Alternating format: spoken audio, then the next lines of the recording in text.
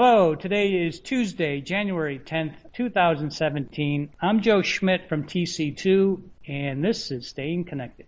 Last week, Tangoe, which is a Telecom Expense Management company, issued a press release stating that it had received 2 proposals to be acquired by private equity firms.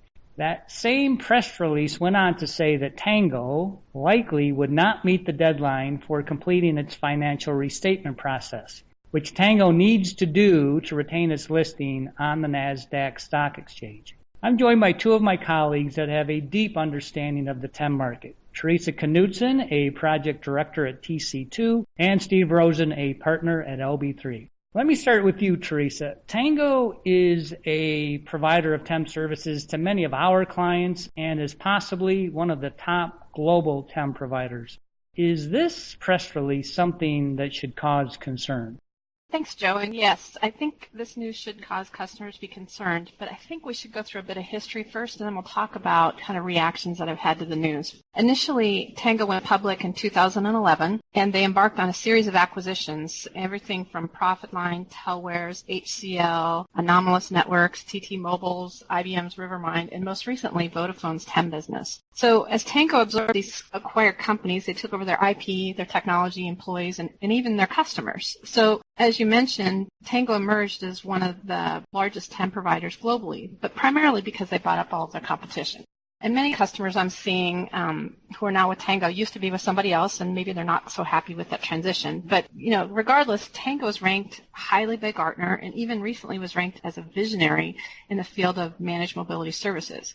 So the press release is a bit alarming as it's on the heels of several other issues that arose starting in March of 2016 when they announced their initial financial reporting issues. It was followed by their CFO and CEO resigning in April and May, then further delays in filing required documents with the SEC in compliance with Nasdaq. And over the summer, they fired 10% of their workforce. In October, they announced further noncompliance with the listing requirements, and the Chief Revenue and Senior VP of Operations resigned. So a lot of things are going on with Tangoe financially. So overall, Tangoe has a strong TEM platform, but they struggle with the complexity of the financial reporting and compliance for their business because it's highly volatile, includes variable revenue opportunities, such as when new customers are brought on board and there's one-time audit type of gain share fees, and there's downward pricing pressures from the market. So while accounting isn't rocket science, it's very complex in their business, and it's what they struggle with.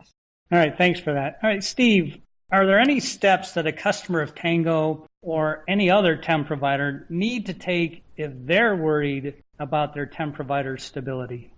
Good question, Joe. What customers should do is they should pull out their TEM contracts, and they should look for the following clauses which might help them.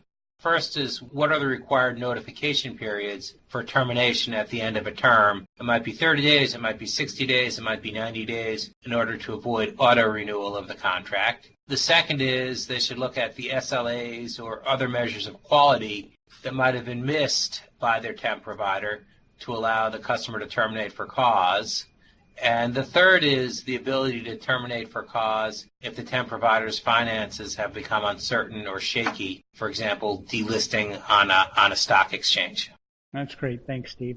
So, Theresa, what advice would you give to a Tangoe customer that views Tangoe as a good partner and is generally happy with their Tangoe service? Well, Tangoe's client service directors are reaching out to all of their customers now to provide written and verbal feedback and assurances that, in their words, that, quote unquote, Tangoe remains a healthy, viable business dedicated to servicing its customers' global TEM needs.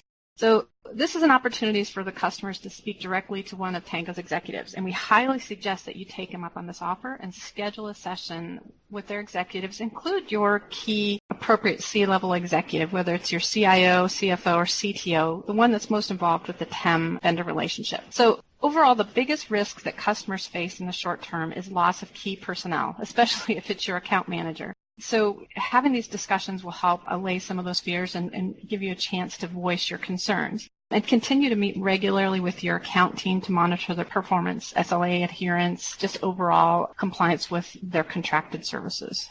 And what if a company wasn't happy with their Tangoe relationship? I based on a couple conferences I spoke at in 2016, I think there's a lot of dissatisfaction with Tangoe. And some of this is really due to the inherent complexity of a company managing this relationship.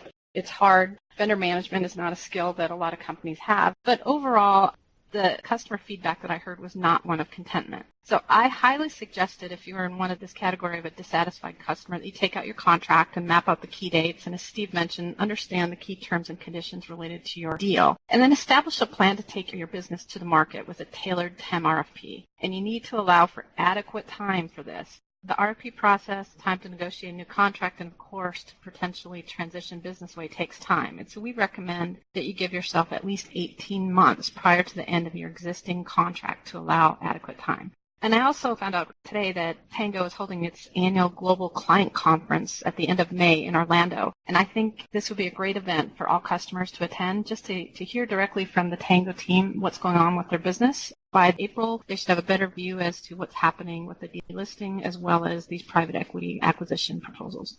Great. That's some very useful information. So, Steve, do you have any thoughts on what TEM customers can learn from this experience and what they might need to do to make their next TEM deal better? Sure, Joe. There's a few things that customers can do based on sort of learning from this Tangoe experience. The first thing they might do is add ascertainable measures of quality. For example, failing to apply the correct contract rates, failing to timely pay invoices, failing to timely update customers' inventory to allow for termination for cause of their TEM deal. The second thing that they might do is add key personnel language to their contract to allow termination for cause if their TEM provider does not keep key personnel on their particular job. The third thing they might do is make sure that the customer, not the TEM provider, owns the customer's data and the customer is entitled to have it returned to them in its native format. The fourth thing is that the deal should be short, 1 or 2 years, and there should be renewal rights in a transition period upon termination, which will allow the customer not to be trapped into a long-term TEM deal with a provider that's not providing good service.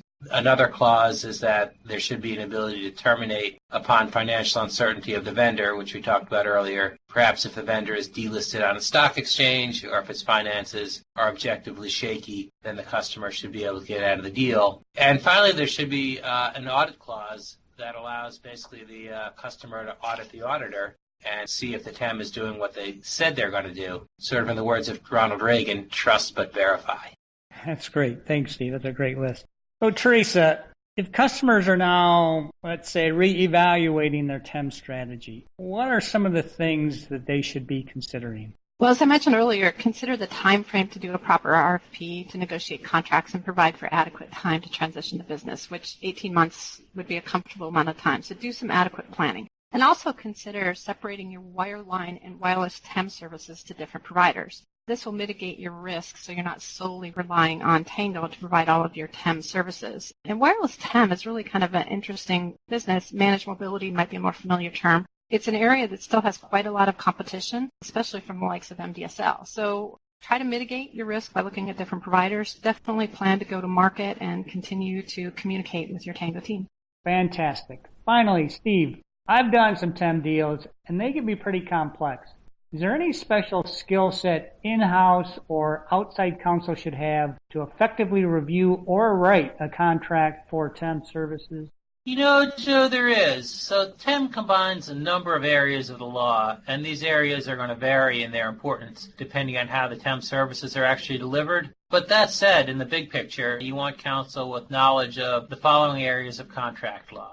You want someone to know about professional services, someone to know about business process outsourcing, and that person to also know about software licensing or software as a service, depending on how the actual TEM services are delivered.